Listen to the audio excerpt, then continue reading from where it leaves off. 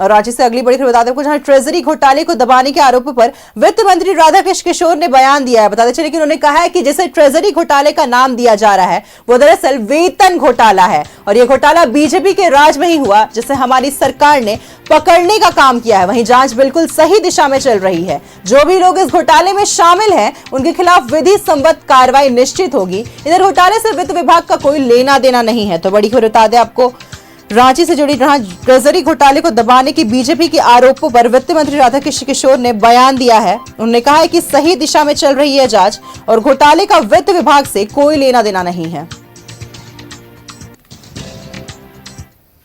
तो इसे मत कहिए, हमारे ट्रेजरी से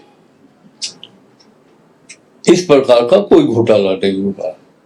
ये वेतन घोटाला है जो पुलिस विभाग और कुछ एक विभागों के द्वारा वेतन घोटाला किया गया।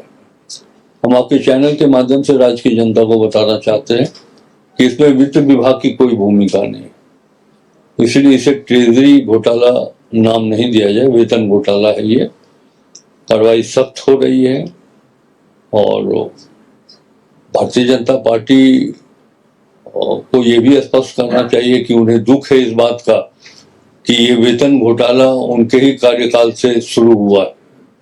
ये तो हमारी सरकार है, हेमंत सोरेन की सरकार है कि इस घोटाले को हम लोगों ने पकड़ा है, उजागर किया है और उस पर एक श्री अमिताभ कौशल जी की अध्यक्षता में एक विशेष जांच दल भी गठित की गई है। ट्रेजरी घोटाला तो और इस खबर पर अधिक जानकारी के साथ हमारे सहयोगी राकेश हमारे साथ फोन लाइन पर जुड़ गए हैं। जी राकेश, ट्रेजरी घोटाले को दबाने के जो बीजेपी के आरोप है उस पर वित्त मंत्री राधाकृष्ण किशोर ने पलटवार करते हुए कहा है कि ये कोई ट्रेजरी घोटाला नहीं बल्कि वेतन घोटाला है जो कि बीजेपी के राजकाल में ही हुआ है और इसका बल्कि वित्त विभाग से भी कोई लेना देना नहीं है। क्या कुछ है अधिक जानकारी?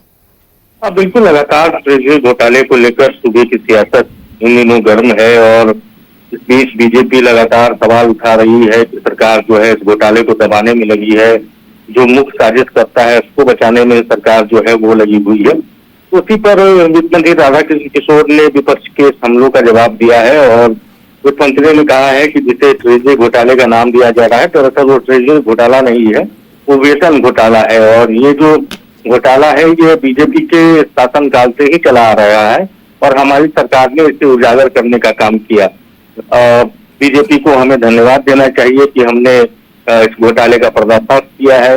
अमिताभ कौशल के नेतृत्व में एसआईटी गठित की गई है जो इस पूरे मामले की जांच कर रही है और वित्त मंत्री ने भरोसा दिया है कि जो भी इस घोटाले में जो भी लोग शामिल हैं, संलिप्त हैं, उनके खिलाफ जो विधि सम्मत जो कार्रवाई है वो सुनिश्चित होगी। इस बात को उन्होंने बहुत प्रमुखता से कहा है और इस बात को लेकर उन्होंने जोर दिया है कि ये वित्त विभाग से संबंधित नहीं है क्योंकि ये वेतन घोटाला है न कि ट्रेजरी घोटाला है। जी राकेश, तमाम जानकारियां साझा करने के लिए बहुत बहुत धन्यवाद। एक बार फिर से आपको बता दें कि ट्रेजरी घोटाले को दबाने की बीजेपी के आरोपों पर वित्त मंत्री राधाकृष्ण किशोर ने पलटवार करते हुए कहा है कि सही दिशा में जांच चल रही है और ये कोई ट्रेजरी घोटाला नहीं बल्कि वेतन घोटाला का मामला है।